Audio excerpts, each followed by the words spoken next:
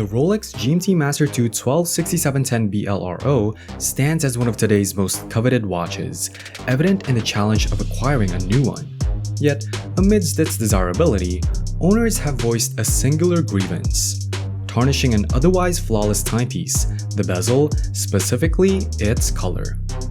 This tale traces back to 2005, a significant year for Rolex's evolution. While seemingly subtle, Rolex's transition to ceramic bezels marked a monumental shift. Departing from the long-standing anodized aluminum, Rolex embraced the industry trend towards tougher, glossier, and more enduring ceramic materials. The pivotal moment arrived with the GMT Master, specifically the gold variant, 116718LN, signaling Rolex's full commitment to ceramics. Crafted from a single piece of lustrous black ceramic, dubbed Cerachrome, meticulously etched numerals boasted aerospace precision accentuated by a platinum deposit. This declaration firmly established Rolex's dedication to ceramic bezels, setting a precedent for subsequent models like the Submariner, Daytona, Sea Dweller, and Yachtmaster, all featuring single-piece ceramic bezels renowned for their durability and brilliance. However, consumer demand continued to evolve, seeking further innovations. The classic aluminum bezel GMT Master was famous for its blue and red color scheme, representing day and night. But when Rolex introduced ceramic bezels, this iconic combo was missing. The reason? Rolex had set a rule that ceramic bezels must be made from a single piece, likely to avoid using adhesives. This made dyeing the bezel in two colors tricky. In 2013, Rolex found a workaround with the 1167-100 BLNR model, which had a blue and black split-tone bezel. They figured out that they could dye the entire bezel blue first, then add black to half of it, creating a clean division between the colors without any bleeding. This satisfied fans for a while, but soon enough, people started asking for the classic blue and red bezel once again. The solution to dyeing each half of the bezel separately might seem straightforward, but it's actually quite tricky. If there's even a small gap between the colors, it'll be noticeable, and if they overlap even slightly, it'll be even more noticeable. Rolex had to get creative to make it work. Their solution was to dye the lighter color first, which is red, and then add the darker color, which is blue, just like they did with the BLNR model. But for the BLRO, blue and red, they had to tweak it a bit. The red needed to have a hint of blue, and the blue needed a hint of red. Otherwise, when the colors overlapped, the blue would end up looking purple. So instead of getting a vibrant red and blue, you end up with colors that are a bit more subdued. On its own, it might not seem like a big deal, but when you compare it side by side with the original GMT Master II with its aluminum bezel, the difference is clear, and that's what Rolex aimed to address. Imagine if Rolex found a way to overcome the bezel coloration challenge. Picture a method where they could dye the bezel in two halves seamlessly, or discover a pigment-rich dye that could layer over the previous color. What would a truly vibrant BLRO blue and red look like? Well, let's not wonder anymore, because here it is. A rich scarlet red reminiscent of the GMT hand paired with a deep royal blue akin to the BLRO's hue. With this innovation, the 126710 BLRO would come to life in a whole new way, shedding the muted colors it once had.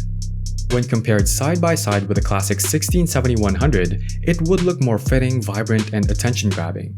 This would truly be a worthy successor to the aluminum bezel, updated with ceramic.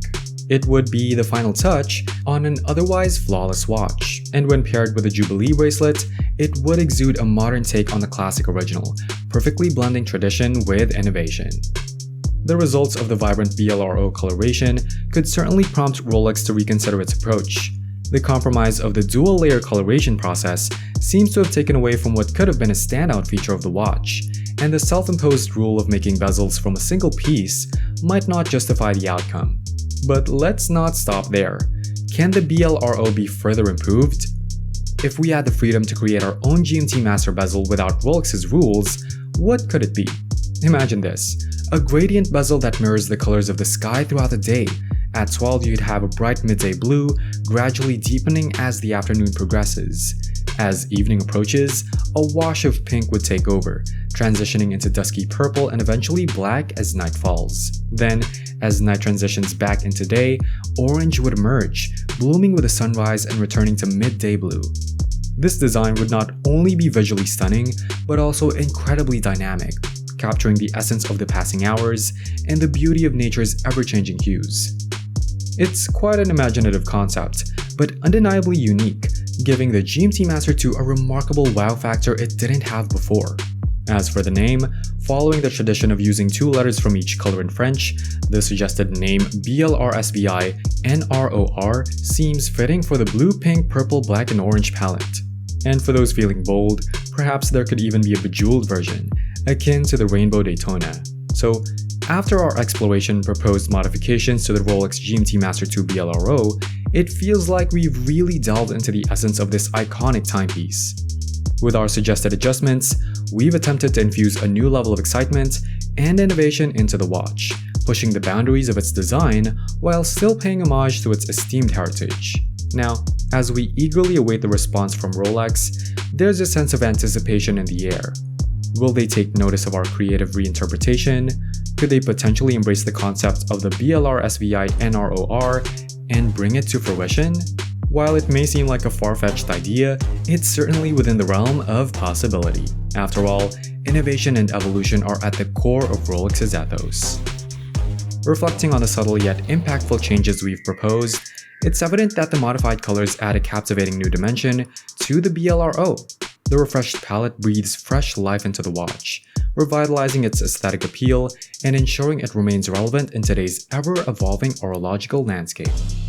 Of course, whether these alterations are deemed an improvement or not is subjective and ultimately comes down to personal taste. Some may embrace the vibrant hues of the BLRSBI NROR, while others may prefer the timeless elegance of the original BLRO design.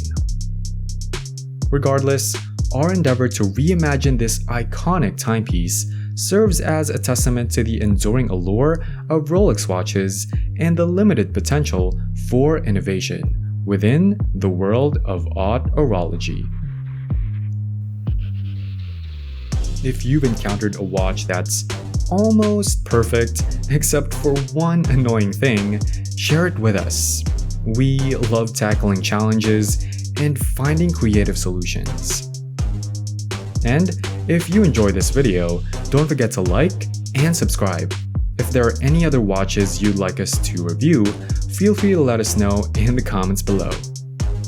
Your feedback is invaluable to us.